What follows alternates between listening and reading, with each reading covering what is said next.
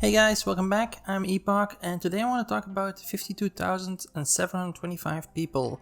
Actually, not just people, Reddit users who actually participated in a fan-made poll and where they had to select their favorite Pokemon out of all 809 available ones across all generations.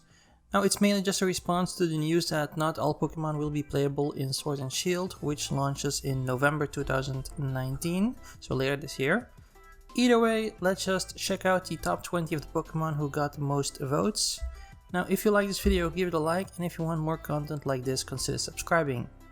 Now, I will go through numbers 20 throughout 11 very quickly, just to keep this video short, but before we do, let's just hold a moment of silence for the 4 Pokemon who didn't get a single vote, being Silcoon, Gothita, Electric, and Yungoos.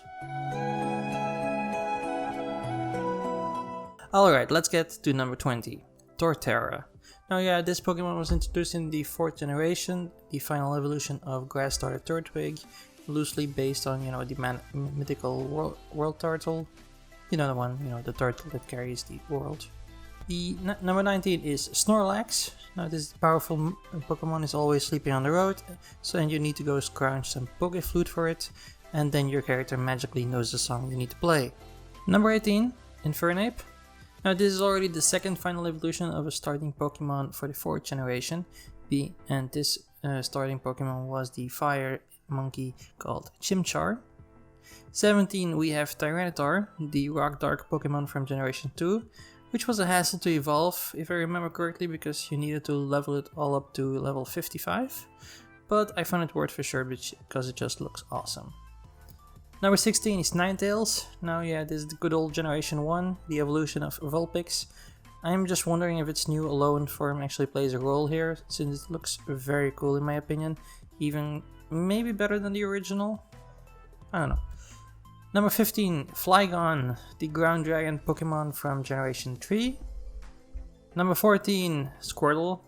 Now personally I would have placed this water starter from the 1st generation a lot higher, since I always loved using it back in the day, especially its final form Blastoise. Number 13, Ampharos, the 2nd generation electric sheep. Now his mega evolution is just, majestic. Number 12, Typhlosion, the final form of the fire starter Cyndaquil from generation 2.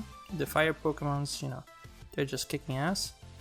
Number 11, Absol, the dark type Pokemon from generation 3, and also known as a disaster Pokemon since it always senses incoming natural disasters. Alright, let's move on to number 10, Dragonite. So yeah, this one is really understandable for me. This dragon Pokemon always left an impact for me in the 1st generation of games, being Pokemon Blue, Red, and even Yellow. Now even though Dragonite actually just kinda looks goofy, when Lance, the last of the Elite Four, used this Pokemon, it always just felt to me like this big milestone in the game. During the 1st generation there weren't any fairy types yet, so dragons were like the strongest type around, and Dragonite is just a prime example of that.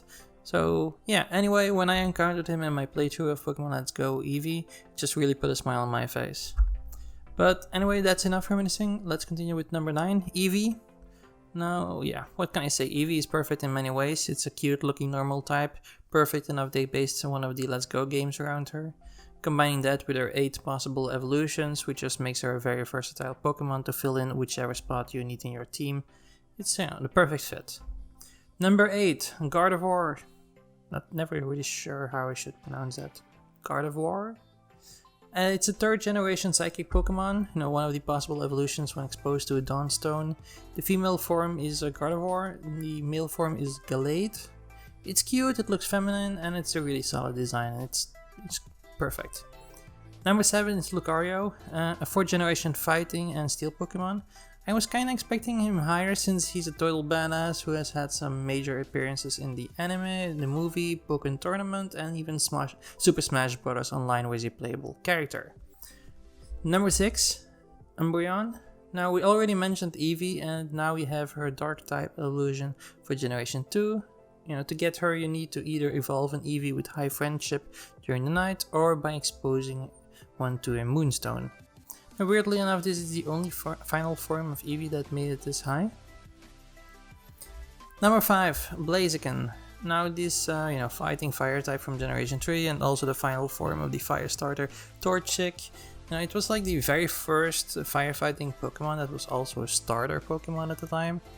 You know, a fighter using fire like a certain Street Fighter character. Now I understand why it caught on, but in the later generations a lot better firefighting Pokemons were created in my opinion, like for example Infernape, who is right now at 18. But yeah, that's just me. Number 4, Bulbasaur, the second starter from Generation 1, and on this list, ironically the Pokemon with Pokedex number 1 ended actually up on spot 4, but it's a pretty great Pokemon. I love its design. He has very cool looking evolution tree, from Ivysaur to Venusaur, which is mainly just all, dinosaurs with a freaking flower on their back.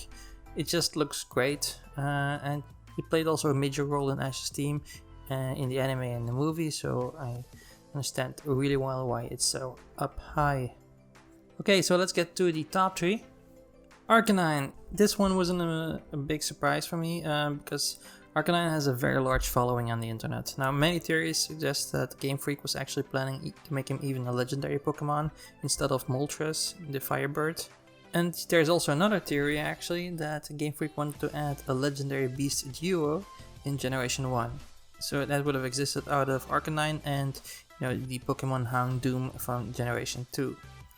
So, but that would have ended up with a lot of legendary Pokemon.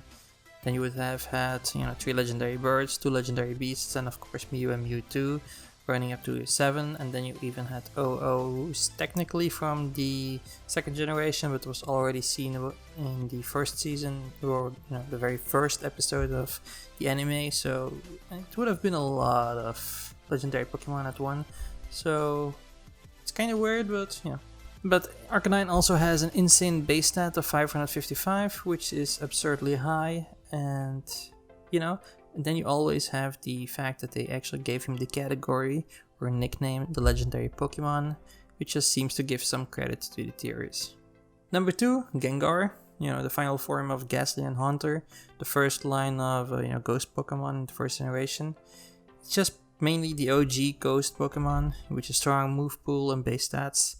A very simplistic design, but plainly it just works, mainly because of that creepy smile and red eyes. Now, in all honesty, I was mainly a Haunter fan, but that's me. But I like Gengar for sure, and especially his Mega Evolution. Number 1, for some reason I think you guys already guessed this, but it's Charizard, the OG dragon that actually never received a dragon typing so far I know. He was a major part of Ash's team in the anime. He has received a lot of love in the show. He is one of the only 2 Pokemon that has more than 1 Mega Evolution, the other one being a Mewtwo. He looks awesome, he can fly, the flame on his tail is a really nice touch. It's a perfect evolution line. I personally would have placed him at this spot also. Okay, so before I share how many votes each generation actually got, I just want to talk immediately about those who are missing. Now, I personally was expecting Greninja, for example, or Mewtwo and Lugia. Oh, and maybe that one, the little mascot. Which one again? Oh yeah, Pikachu. I really wonder where they are. So let me just show you. Pikachu ended actually up at number 44, right behind Mewtwo, who's at 43. Greninja ended up at spot 66 and Lugia at spot 56. But I will leave a link to the Excel sheet in the description down below if you want to check it out, where your favorite Pokemons ended up.